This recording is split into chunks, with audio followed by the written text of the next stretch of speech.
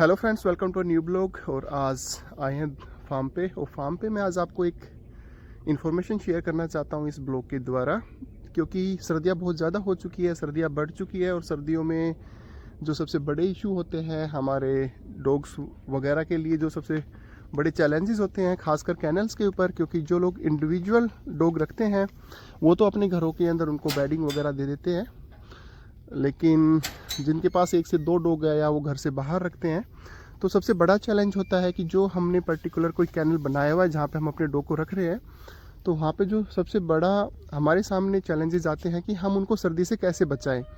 तो वही चीज़ मैं आज आप लोगों के साथ शेयर करने जा रहा हूँ कि हम अपने डॉग्स को सर्दी से कैसे बचाते हैं और सर्दी के लिए हम उनको किस तरीके की बेडिंग बनाते हैं।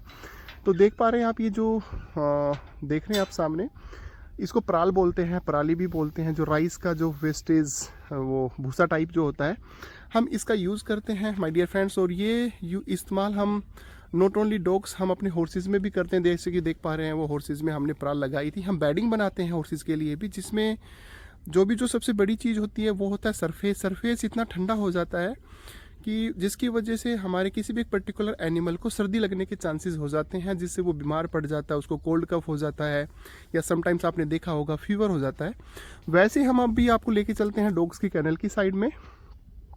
सामने जो मेरा कैनल है, इस कैनल के अंदर हमारे जितने भी हैं डॉग्स वो सारे के सारे कैनल में हैं अभी।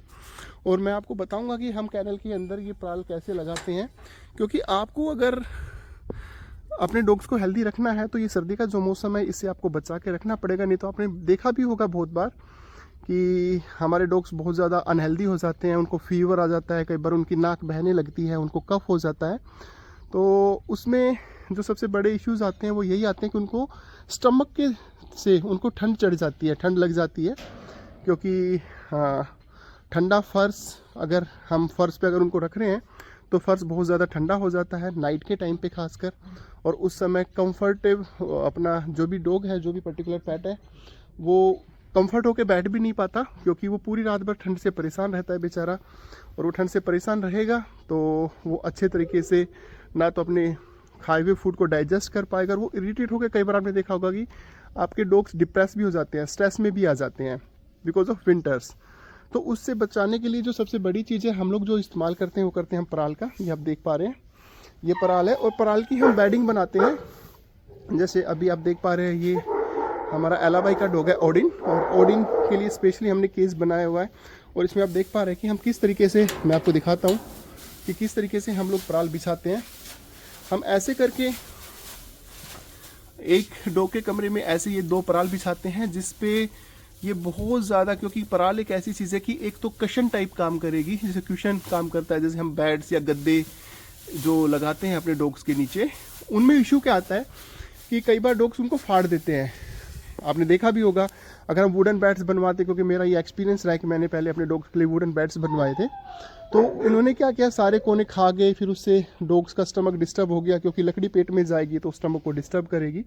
कई बार उसमें मोशन स्टार्ट हो जाते हैं डॉग्स को, डॉग बीमार पड़ जाते हैं। तो ये हमने जो ऑप्शन निकाला, ये हमारा बहुत ही बेटर ऑप्शन है, क्योंकि काफ़ी टाइम से मैं ये चीज़ें यूज़ कर रहा हूँ। और मेरे बहुत सारे फ्रेंड्स का मेरे पास कॉल आ रहा था कि आप सर्दियों में अपने डॉग्स का बचाव कैसे करते हो। तो हम किसी भी प्रकार की कोई जैकेट्स वगैरह यूज़ नहीं करते हैं, क्योंकि ये इतनी गर्म होती है कि इसके ऊपर डॉग्स बहुत ज़्यादा कंफर्ट होकर बैठता है और अच्छी नींद लेता है। और जब वो अच्छी नींद लेता है तो उसकी हेल्थ भी अच्छी होती है और वो बीमारी से बचा रहता है। ये जैसे कि मैं आपको दिखाता हूँ कि हम कैसे लगाते हैं। नो बेटा एंजल, ये एक कोने में हम इस तरीके से हम पराल लगाते हैं। आप देख पा रहे हैं, इस तरीके से हम पूली लगा देंगे। और ये एक डॉग के नीचे हम 2 पूलियाँ डालते हैं। और ये हम टाइम टू टाइम चेंज करते रहते हैं। ऐसा नहीं कि हमने ये आज लगा दी तो ये सदा यही लगी रहेगी। जैसे जैसे ये गंदी हो जाएगी, क्योंकि कई बार क्या है, कैनल्स के अंदर तो डॉग कई बार यूरिन कर देते हैं और यूरिन में गीली हो जाएगी, या कई बार पानी से गीली हो जाती है। तो उसके लिए बेटा आगे लगा, हाँ ऐसे लगा दे फैला के।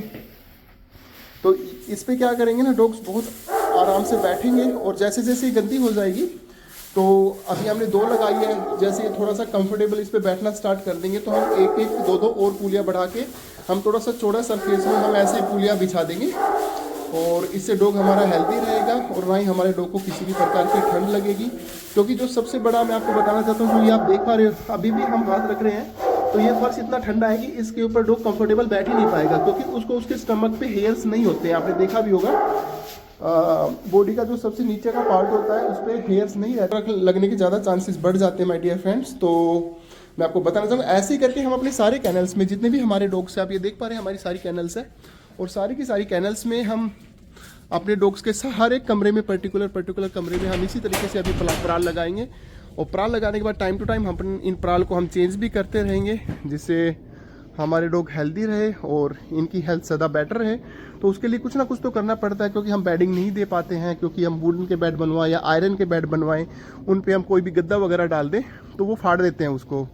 तो उन सब चीज़ों का सबसे बेटर और सबसे बेस्ट ऑप्शन यही है कि हम पराल का इस्तेमाल करें। और पराल का इसके किसी भी प्रकार के कोई वैसे साइड इफ़ेक्ट नहीं है, अगर क्योंकि इसको डॉग चबाएगा भी नहीं, इसके साथ हम मस्ती ज़रूर करेगा, खेलेगा ज़रूर। जैसे आप देख पा रहे हैं अभी ओडिन खेल रहा है, देखो ये क्योंकि आज ही हमने लगानी स्टार्ट की है, तो ऐसे थोड़ा खेलेंगे ज़रूर, लेकिन जब इनको इस पे बैठना अच्छा लगेगा तो ये मज़े से इस पे बैठ, देखो अभी ये मैं आपको दिखाता हूँ ये लाइव, अभी ओडिन इस पे बैठना स्टार्ट कर देगा और एक बार ये बैठ जाएगा तो इसको बैठने में मज़ा आएगा, तो इस पर ही बैठा रहेगा।